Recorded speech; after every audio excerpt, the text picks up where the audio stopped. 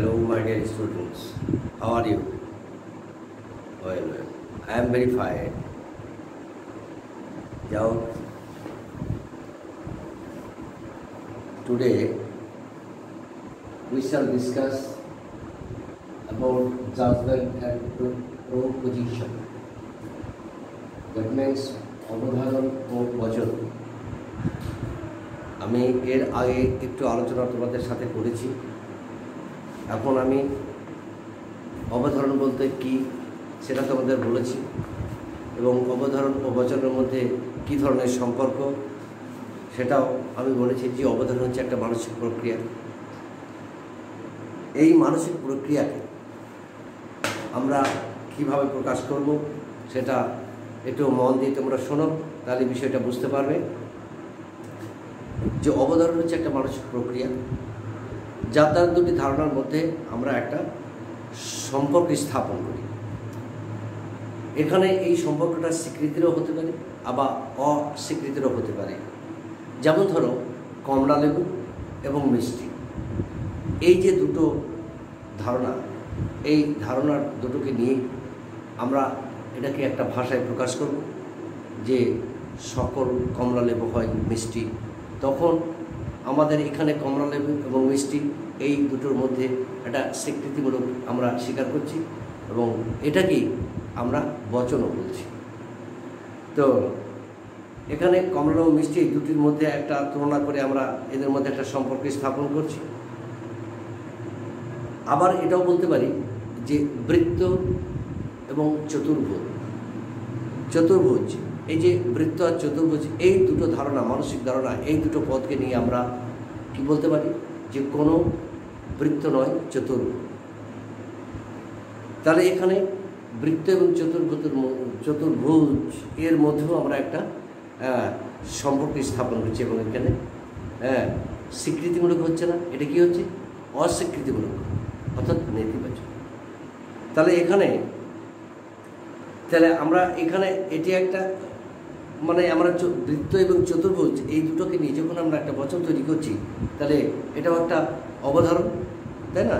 তো এই ক্রিয়াটি সম্পূর্ণ একটা মানসিক ক্রিয়া, এবং এর অপর আমরা কি বলতে পারি, এটা নিজের থেকে প্রকাশ হতে পারে না। চতুর্ভুজ এবং বৃত্ত বা বৃত্ত এবং চতুর্ভুজ এই দুটো যে পদ নিয়ে আমরা আলোচনা করছি, নিজের থেকে এরা প্রকাশ হতে পারে না, এটাকে আমরাকে প্রকাশ করতে হয়।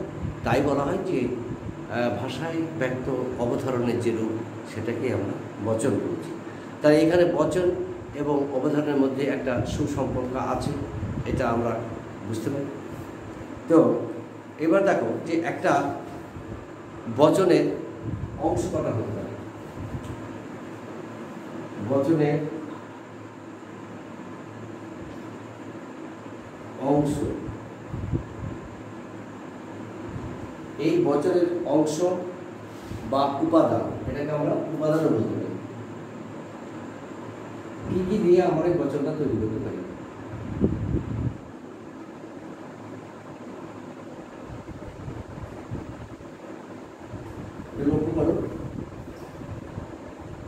এলিমেন্টস যাকে বলা হয়, যে একটা বচন যখন আমরা তৈরি করতে যাব, তো এই বচন কটা অংশ হতে পারে।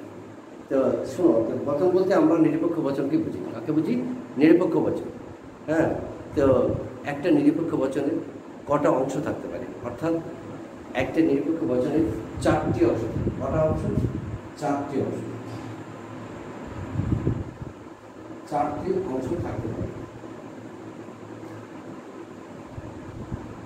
চারটি অংশ থাকে। এই চারটি অংশ কি, এটাকে আমাকে ভালো করে বুঝতে হবে। এক নম্বর হচ্ছে, দেখো, পরিমাণক কোয়ান্টিফায়ার, দেখো পরিমাণক, বা এটাকে শুধু মানক বলতে পারি। কি বলতে পারি? মানক বলতে পারি। এক। দুই নম্বর হচ্ছে উদ্দেশ্য।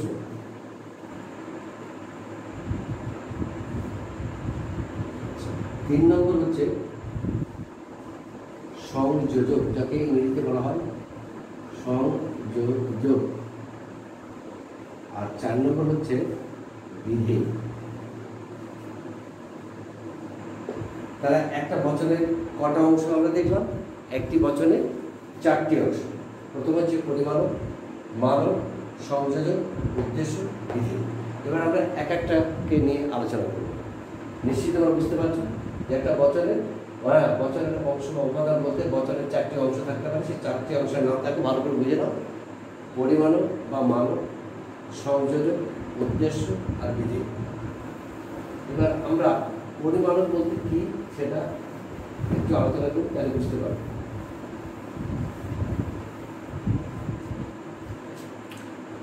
পরিমাণকটা হচ্ছে, দেখো যে প্রতিটি আদর্শ নিরপেক্ষ বচন সকল, যেমন দেখো সকল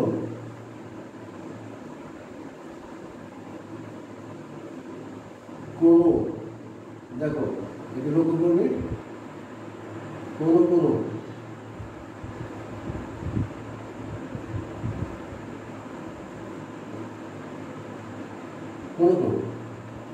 এই বচনগুলোকে আমরা যখন ভাষায় যখন দুটো পদকে নিয়ে যখন আমরা ভাষায় ব্যক্ত করব, তখন বলছি যে পরিমাণক হিসাবে আমরা সকল, কোনো অথবা কোনো কোনো এই জিনিস দিয়ে আমাদেরকে বচনগুলোকে চিহ্নিত করতে হবে। এটা কারণ কি? এই শব্দগুলি বচনের পরিমাণক নির্দেশ করে। সকল, কোনো, কোনো কোনো এই শব্দগুলো বচনের পরিমাণক হিসাবে চিহ্নিত। তাহলে আমরা যখন একটা বচন তৈরি করবো তখন আমাদেরকে এই চিহ্নগুলো, পরিমাণগুলো দিতে হবে। তা কীরকম দিতে হবে? যেমন একটা কথা বলছি, তোমাকে একটা উদাহরণ দিলে বুঝতে পারবে, সুবিধা হবে। দেখো সকল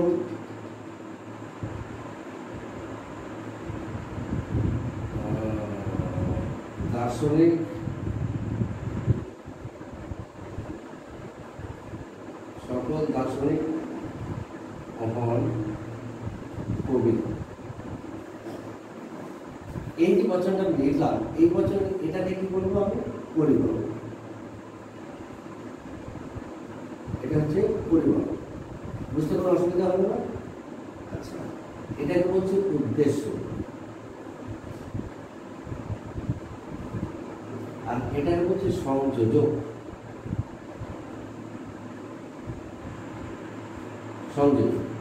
আর এটাকে বলা হচ্ছে বিধি। তাহলে দেখো যে একটা বচন যখন আমরা, এটা সকল দার্শনিক হন কবি, এটাকে যখন আমরা ভাগ করছি আর অংশ দেখাচ্ছি, তো এটা পরিমাণক একটা অংশ, তাহলে একটা, তারপর উদ্দেশ্য 2, আর সংযোজক 3, আর বিধি হচ্ছে 4। তাহলে একটা বচনের কটা অংশ? 4টি অংশ। 4টি অংশ বুঝতে আমাদের নিশ্চয়ই অসুবিধা হলো না। তা এবারে বলছে যে আমরা যে পরিমাণক, আমরা এখানে আবার এটা দেখতে পারি, কোনো দার্শনিক নয় কবি, আবার কোনো দার্শনিক হয় কবি, আবার কোনো দার্শনিক নয় কবি। তাহলে আমরা পরিমাণক প্রথমে আমরা বসাবো পরিমাণকটা। বচনের প্রথমেই আমরাকে পরিমাণক বসিয়ে বচনটাকে চিহ্নিত করতে হবে। তো এবার আমরা এক একটা নিয়ে আলোচনা করবো। যেমন পরিমাণক নিয়ে আমরা বললাম যে একটা বচনের উদ্দেশ্য এবং বিধিটাকে, উদ্দেশ্য প্রথমেই বসবে পরিমাণকটা, এবং সেটা আমাদেরকে চিহ্নিত করে দেবে। তো এই পরিমাণকগুলো কাকে বলতে, কি বোঝাতে চাই না? উদ্দেশ্য পদের ব্যাপ্তার্থ বা ব্যাপক কথাকে বোঝানো হয়। পরিমাণকটার কাজ হচ্ছে এই উদ্দেশ্য পদের ব্যাপ্তার্থ বা ব্যাপক কথাকে বোঝানো হয়। পরিমাণকের কাজ এটা। তাহলে আমরা পরিমাণকটা বুঝতে পারলাম যে পরিমাণকের কাজ হচ্ছে যে উদ্দেশ্য পদের ব্যাপ্তার্থ বা ব্যাপকতাকে বোঝানো হয়। হ্যাঁ, কেমন ব্যাপ্তার্থ? দেখো সকল দার্শনিক, তাহলে এই যে সকল কথাটা বলছি, তাহলে এই যে উদ্দেশ্য পদ, এই ব্যাপ্তার্থটাকে পুরো ধরছে, সবাইকে ধরে নিচ্ছে, পৃথিবীর সমস্ত দার্শনিকের কথা বলা হচ্ছে। আবার আমি যখন বলবো কোনো দার্শনিক, কোনো দার্শনিক নয় বিধি এই কবি, এখানে হয় আর এখানে নয় দিলাম, যে কোনো দার্শনিক নয় কবি, তখন সমস্ত পৃথিবীর সমস্ত দার্শনিক যে কবি নয় সেটাকে অস্বীকার করা হচ্ছে। তাহলে এখানে প্রথমটাতে এটা হচ্ছে এই হন থাকলে সেটা স্বীকৃতিমূলক হয়, আর যদি নন করি বা নয় করি তখন সেটা হবে অস্বীকৃতিমূলক। তাহলে আমরা বুঝতে পারলাম যে উদ্দেশ্য পদের ব্যাপকতা বা ব্যক্তার্থকে বোঝানোর জন্য এই পরিমাণকটা ব্যবহার করা হয়। এবার উদ্দেশ্য পদ তো আমরা জানি যে যার সম্বন্ধে কোনো কিছু স্বীকার করা হয়, তো বিধেয় পদ যখন উদ্দেশ্য পদ সম্বন্ধে কোনো কিছু স্বীকার বা অস্বীকার করা হয় তখন সেটাকে উদ্দেশ্য, বা যার সম্বন্ধে কিছু বলা হয় সেটা উদ্দেশ্য পদ, এটা আমরা জানি, তাই না? যে কোনো বচনে যে পদটি সম্বন্ধে কোনো কিছু স্বীকার বা অস্বীকার করা হয় তখন সেটাকে বলা হচ্ছে উদ্দেশ্য পদ। যেমন এখানে কবি কার সম্বন্ধে বলা হচ্ছে? উদ্দেশ্য সম্বন্ধে। তাহলে উদ্দেশ্য পদ সম্পর্কে যা কিছু বলা হবে, হয় উদ্দেশ্য পদ সম্পর্কে বিধেয় পদের যখন স্বীকার বা অস্বীকার করবে তখন সেটাকে বলা হবে উদ্দেশ্য পদ। তাহলে আমরা উদ্দেশ্য পদ দেখব, অর্থাৎ বচনের প্রথমে যেটা থাকে, মানকের পরে যেটা থাকে সেটা উদ্দেশ্য, এবং সংযোগের পরে যেটা থাকে সেটা হচ্ছে বিধেয় পদ। এটা এবার বলছে যে উদ্দেশ্য পদটা আমরা চেলাম। এবারে যে সংযোজক, এই সংযোজক সম্বন্ধে একটু বলব যে সংযোজকটা কি। বলছে উদ্দেশ্য এবং বিধেয় এই দুটো পদের মধ্যে একটা সম্পর্ক স্থাপন করে, বা একটা সংযোজক দুটোর মধ্যে একটা সমন্বয় সাধন করে।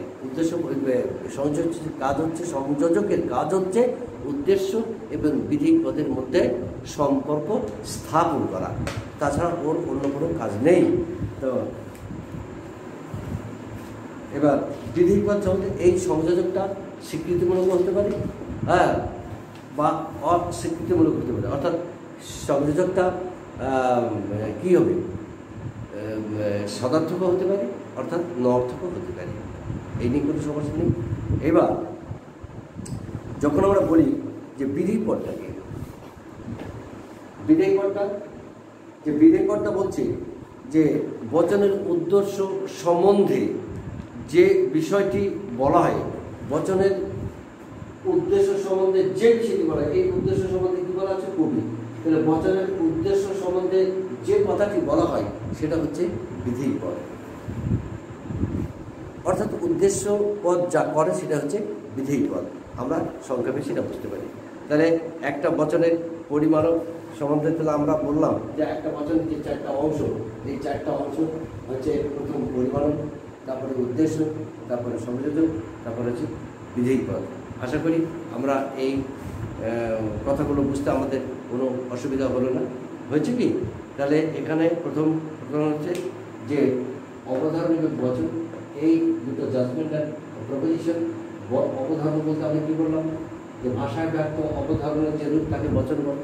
তাহলে এবার বচনটা কী হচ্ছে? বচনটা হচ্ছে অবধারণেরই অবধারণ যেটা আছে সেটাকে প্রকাশ করছে, তোর বচন হচ্ছে। তাহলে বচনটা অবধারণের মধ্যে ঢুকে আছে, তাহলে বচন এবং অবধারণের মধ্যে একটা নিগুড় সম্পর্ক আছে। তাই বলছে জাজমেন্ট অ্যান্ড প্রপোজিশন আর interlinked with each other, অর্থাৎ judgment cannot be expressed without the help of the proposition, অর্থাৎ বচন এবং অবধারণের মধ্যে একটা সম্পর্ক, নিগুড় সম্পর্ক আছে। হ্যাঁ, তাহলে আমরা বুঝতে পারলাম যে এই বচনের। এবার একটা প্রশ্ন হচ্ছে যে what is the function of copula, এই সংযোজকের ভূমিকাটা কি?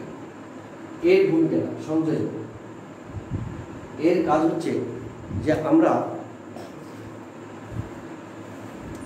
যে এই সংযোজকটা সম্বন্ধে বিভিন্ন দার্শনিক বিভিন্ন রকমের কথা বলেছেন।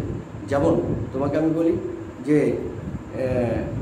এই সংযোজক সম্বন্ধে আমরা যাই হোক, আমরা এই সংযোজকের প্রকৃতি এবং কাজ, এর কাজটা হচ্ছে কি? কাজটা হচ্ছে যে দার্শনিক এবং কবি এই দুটোর মধ্যে সম্পর্ক স্থাপন করা। তাহলে এই সংযোজকটা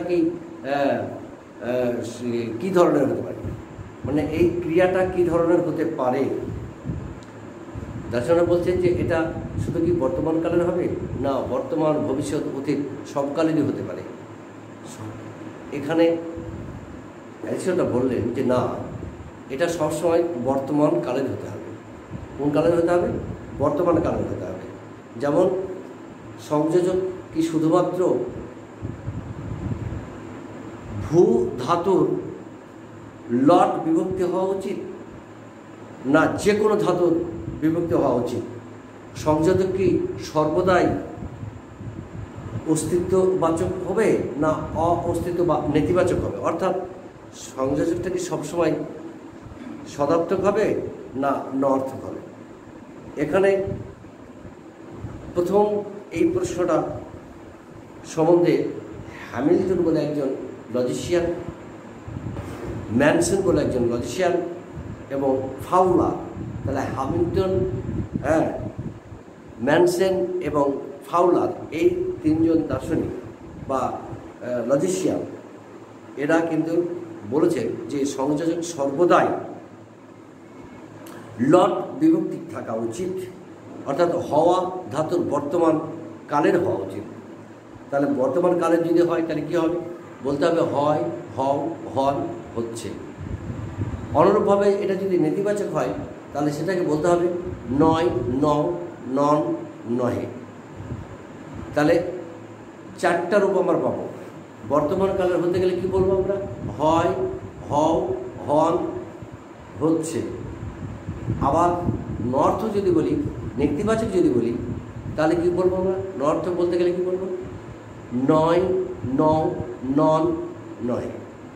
অর্থাৎ এই রূপটা সবসময় তার হবে। সংযোজকের সংযোজকের রূপটা সবসময় আমরা এই বর্তমান কালের উপর দিয়ে করতে হবে। যে নিশ্চয়ই আমরা এটা বুঝতে পারলাম। তবে যেমন যখন বলি যে আমরা যখন বলছি যে একটা উদাহরণ দিয়ে ব্যাপারটা বোঝানো যাক, তাহলে বুঝতে পারবে।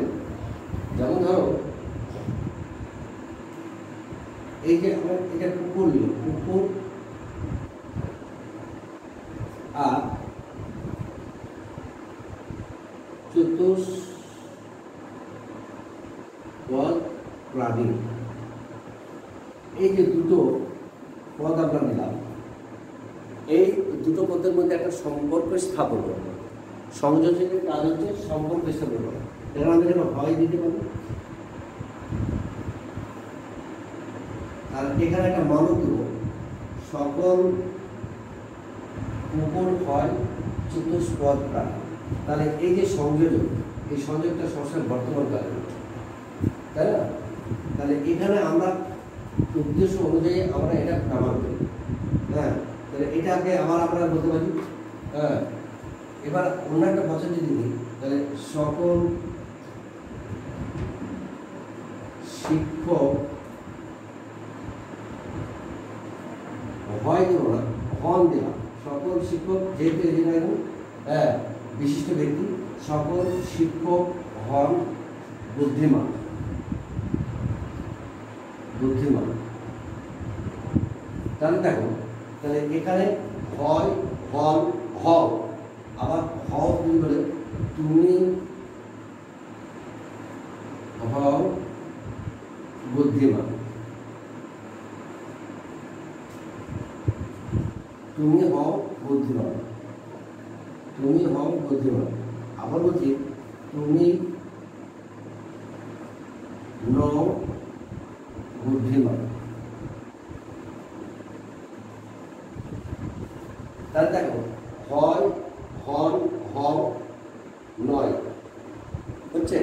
এবার নয়, নন, নয় আমরা, তাহলে এটাকেও আমরা যখন আমরা এটাকে অস্তিত্বমূলক বা নেতিবাচক বা নট বলবো তখন নয় দেবো। এবার তাহলে আমরা কি হলো যে সংযোজক কি সবসময় বর্তমান কালের হবে, সেটা হয়, হও, হন, হচ্ছে। অথবা নেগেটিভ যদি বলি বা নর্থ বা নেতিবাচক করে যদি বলি, তাহলে ন, নন, নহে, এই দিয়ে আমরা এটাকে সবসময় বর্তমান কালের হবে। এটা আমাদের মাথায় রাখা হবে যে সংযোজকটা সবসময় বর্তমান কালের হবে। তো এই নিয়ে আমাদের আর কোনো প্রশ্ন থাকা উচিত নয়। তাহলে এবার আমরা তখন এই চারটি বচনকে আমরা প্রকাশ করব কিভাবে, চারটা বচনকে আমরা প্রকাশ করব কিভাবে সেটা দেখো। একটা বচনকে আমরা চারটাতে নিয়ে যাচ্ছি। যেমন দেখো, সকল বা সব একই, মানবটা হচ্ছে সকল বা সব গোলাপ ফুল হয় লাল। সকল গোলাপ ফুল হয় লাল। এবার আমরা এটাকে নিয়ে আসছি। দেখো, কোনো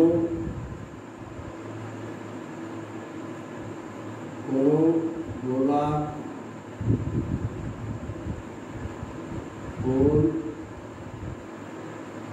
নয় লাল। কোনো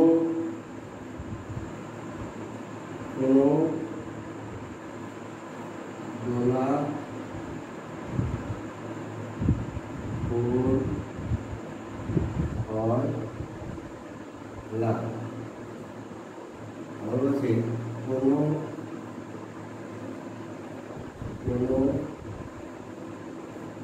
গোলাপ ফুল নয় লাল। আমরা এই 4 রকম বচন তৈরি করতে পারি। কয় রকম বচন তৈরি করতে পারবো? 4 রকম বচন তৈরি করতে পারবো, তাই না?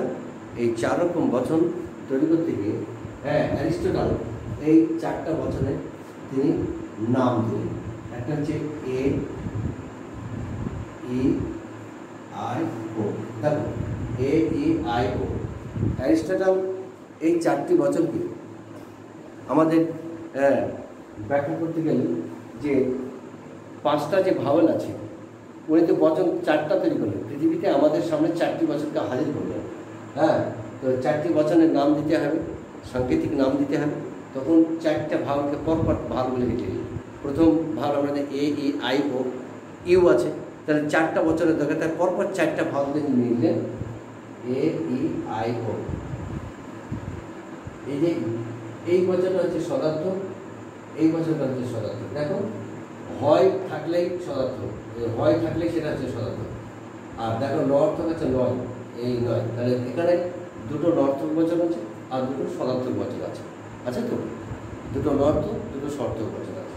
তা আমরা এখানে এই 4টা বচন আমরা এই নামটা এইভাবে দিলাম। তাহলে নিশ্চয়ই তোমরা বুঝতে পারলে যে একটি বচনের 4টি অংশ আছে। একটা হচ্ছে পরিমাণক, একটা হচ্ছে উদ্দেশ্য, সংযোজক আর বিধেয় পদ। এটা কি? এটা হচ্ছে সংযোজক, এটা হচ্ছে মানব, এটা মানব, এটাও মানব, এটাও মানব। তাহলে এটা উদ্দেশ্য, এটা উদ্দেশ্য, এটা উদ্দেশ্য। আচ্ছা, তারপরে এটা হচ্ছে সংযোজক। এই যে হয় নয়, হয় নয়, এটা হচ্ছে সংযোজক আর এটা হচ্ছে বিধেয়। তাহলে একটা বচনের আমরা 4টা অংশ পেয়েছি। নিশ্চয়ই যতটুকু করলাম এইটুকুর মধ্যে তোমাদের কোনো প্রশ্ন যদি থাকে তাহলে অবশ্যই তোমরা আমাকে জিজ্ঞেস করবে, আমি তোমাদেরকে নিশ্চয়ই বিস্তারিতভাবে ব্যাখ্যা করব। যদি কোনো প্রশ্ন থাকে অবশ্যই তোমরা জিজ্ঞেস করবে, আমি তোমাদের উত্তর দেবো। আজকের মতো ক্লাসটা এখানে শেষ করলাম। Thank you.